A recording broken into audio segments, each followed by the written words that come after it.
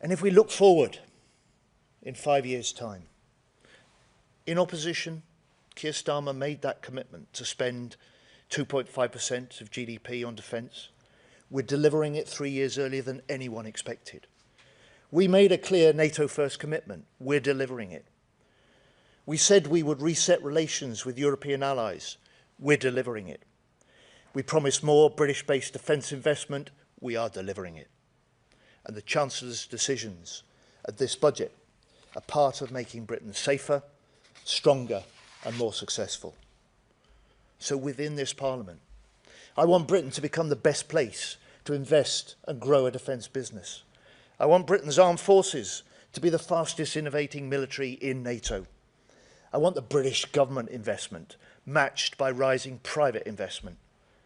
And I want communities right across Britain to see working people with new skills, new jobs, new hope for their families and for their future. Only Labour has this belief in the extraordinary strengths of Great Britain. The Tories will cut defence again. The Greens want to pull us out of NATO. The SNP spurn the proud Scottish defence industry. And Nigel Farage, he's soft on Putin, weak on NATO, and not to be trusted on national security. It's Labour that is the party of defence. It was Labour that chose NATO. It was Labour that established our UK nuclear deterrent. And today, it is Labour choosing to make our country safer still, while bringing that defence dividend to every part of Britain. And only Labour can do this, because we know at the heart of defence, military and industrial, have always been the working class. So like those who came before us, we rearm in the face of threats, we confront dictators, and we boost our defence industry. And in the process, we can unite our country around this common purpose. That's what this budget will be about. Strong foundations to secure Britain's future. A Labour government delivering for defence, delivering for Britain. Thank you. So I'll now take questions, if I may. And can I start with Carl from ITV?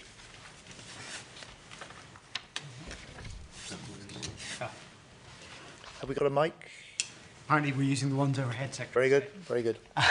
Thanks very much. Secretary of State, you're asking the British taxpayer to put more money into defence. The Defence Committee says, though, that you need to be clearer with the public about the level of threat and what to expect in the event of a conflict.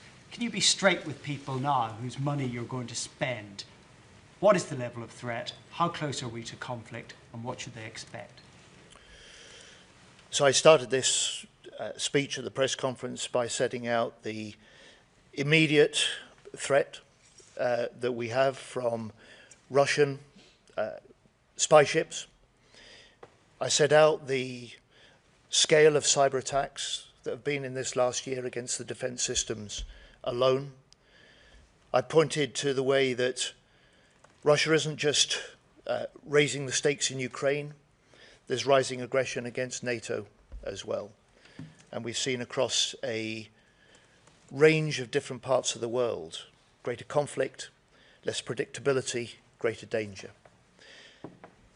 That's why we went to the election promising the British people that we would raise defence spending to 2.5% of GDP, a level we've not seen in this country since Labour was last in government in 2010. We're putting £5 billion into the defence budget in this year alone. We'll hit that 2.6% of NATO GDP by 2027. We've got an ambition to make that 3% in the next Parliament, and we, like the other 31 nations of NATO, have signed up to a 5% target for core defence and national security. This reflects the new era of threat.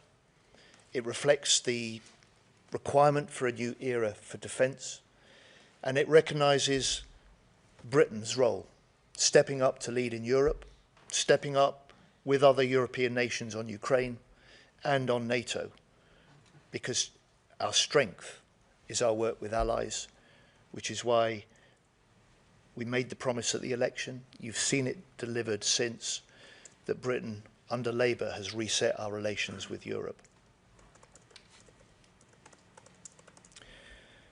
Ben Wright, BBC. Thank you, Mr. Healy.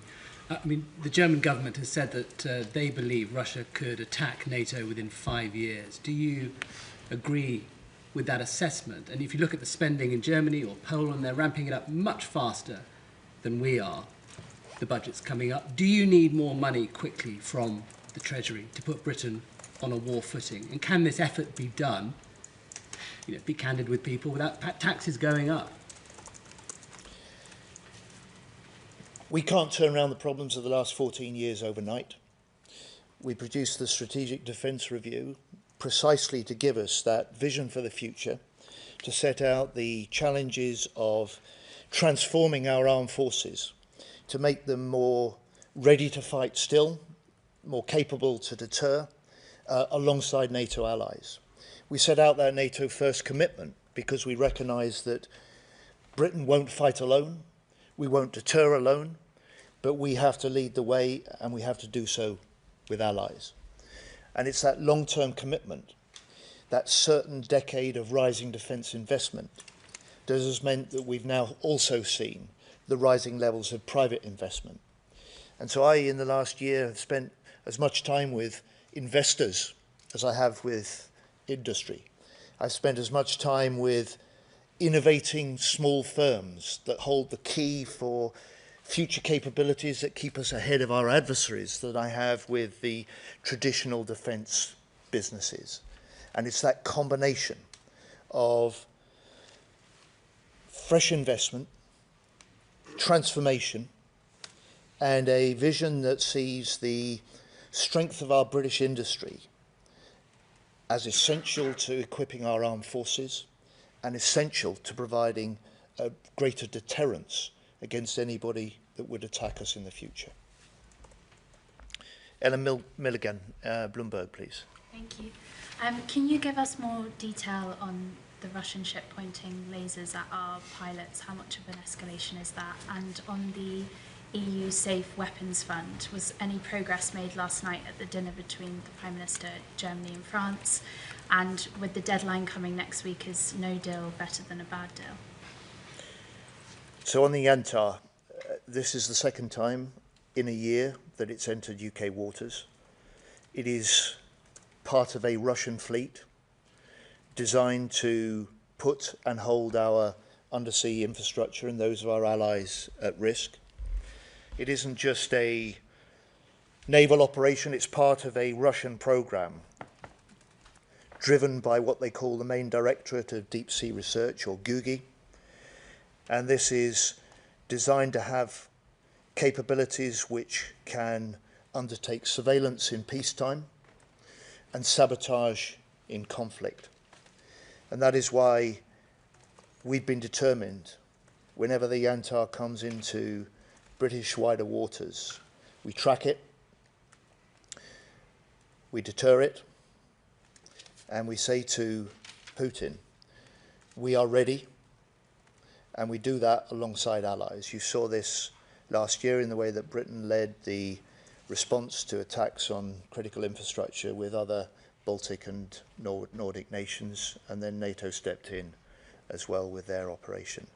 So it's a demonstration, if you like, of a British readiness to act, a British capability to act, because make no mistake, we will not tolerate a threat to the British people's essential connections underwater. And on the SAFE programme,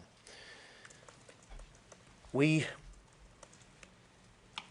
were pleased when we signed the UK-EU Security and Defence Partnership. It was a milestone in resetting relations with Europe.